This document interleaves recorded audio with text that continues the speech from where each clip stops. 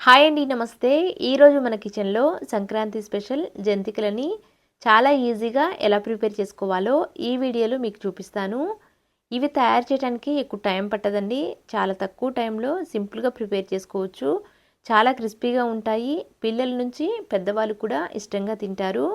ఈ జంతికలు తయారు చేయడానికి ఇక్కడ నేను శనగపప్పుని, బియ్యంని మిల్లుకిచ్చి పిండిని పట్టించుకుంటున్నాను.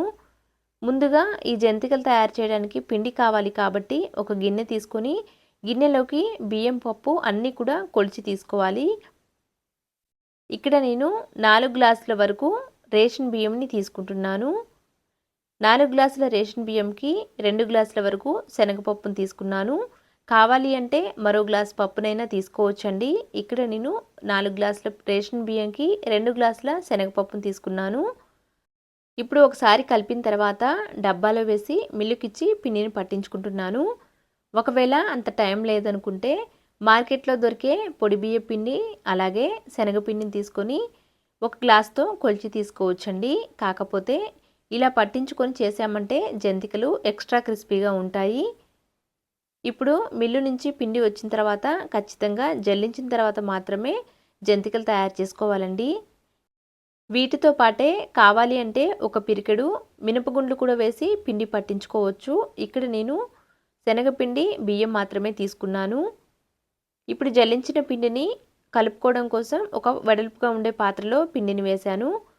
ఇలా వేసిన తర్వాత రుచి తగినంత ఉప్పుని, నెక్స్ట్ ఇలా వామును కూడా రబ్ చేసి వేస్తున్నాను. వీటితో పాటే రుచి తగినంత కారం కూడా వేసేయాలి. ఇప్పుడు అంతా కూడా ఒకసారి ఇలా చేత్తో కలుపుకోవాలి. ఇలా కలిపిన తర్వాత నీళ్ళని కొంచెం కొంచెం వేస్తూ పిండిని కలుపుకోవాలి. ఇలా పిండి కలుపుకోవటం కోసం నేను నీళ్ళేమీ వేడి చేయలేదండి. నార్మల్ వాటర్నే ఇలా వేసి కలుపుకుంటున్నాను. నీళ్ళు కూడా ఒకేసారి ఎక్కువ వేసి కలుపుకోకుండా కొంచెం కొంచెం వేస్తూ నిదానంగా కలుపుకోవాలి. పిండి మరీ లూజ్గా కానీ అలా అని గట్టిగా కానీ కలుపుకోకూడదు. పిండి మరీ లూజ్గా కలుపుకున్నామంటే జంతికలు నూనె లాగేస్తాయి. అలా అని గట్టిగా కలుపుకున్నామంటే జంతికలు క్రిస్పీగా రాకుండా గట్టిగా వస్తాయండి.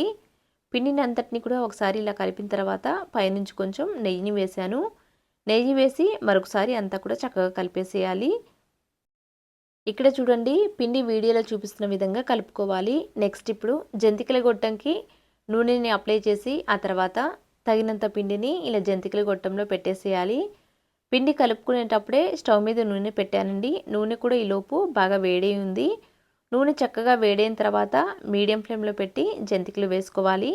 నూనె వేడి కాకముందు జంతికలు వేసి ఫ్రై చేసాము అంటే క్రిస్పీగా రావండి. కాబట్టి నూనె చక్కగా వేడైన తర్వాత మాత్రమే మీడియం ఫ్లేమ్లో పెట్టి ఇలా వేసేయాలి. వేసిన వెంటనే వేరొక వైపుకు తిప్పకూడదండి. కాస్త జంతికలు బిగుసుకున్న తర్వాత ఇప్పుడు రెండవ వైపుకి టర్న్ చేసి రెండు వైపులా కూడా చక్కగా ఫ్రై చేసి పక్కకు తీసేయాలి. ఇలానే మిగతావన్నీ కూడా తయారు చేసుకోవాలి. ఈ జంతికలు ఎప్పుడు చేసినా కానీ క్రిస్పీగా రావాలి అంటే ఖచ్చితంగా రేషన్ బియ్యం మాత్రమే తీసుకోవాలి. రేషన్ బియ్యం అలాగే శనగపప్పు రెండు కలిపి పిండి పట్టించాము అంటే జంతికలు చాలా గుల్లగా క్రిస్పీగా వస్తాయండి.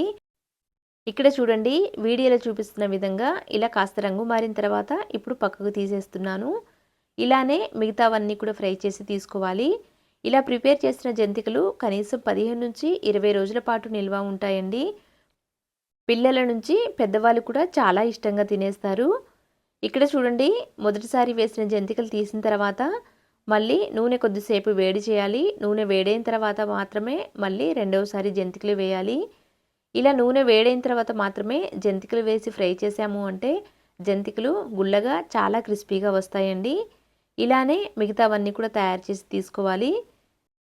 ఇక్కడ మనం ఈ జంతికలని శనగపప్పు వేసి చేసాం కదండి.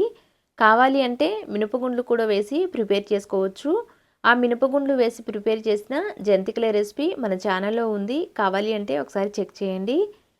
చూశారు కదా, మళ్ళీ రెండవసారి వేసిన జంతికలు కూడా చక్కగా ఫ్రై అయ్యాయి. ఇప్పుడు వీటిని కూడా పక్కకు తీస్తున్నాను. ఇలా ప్రిపేర్ చేసిన జంతికలని గాలి చొరబడిన డబ్బాలో పెట్టాము అంటే 15 నుంచి 20 రోజుల పాటు నిల్వ ఉంటాయండి. అంతే అండి. Thank you for watching.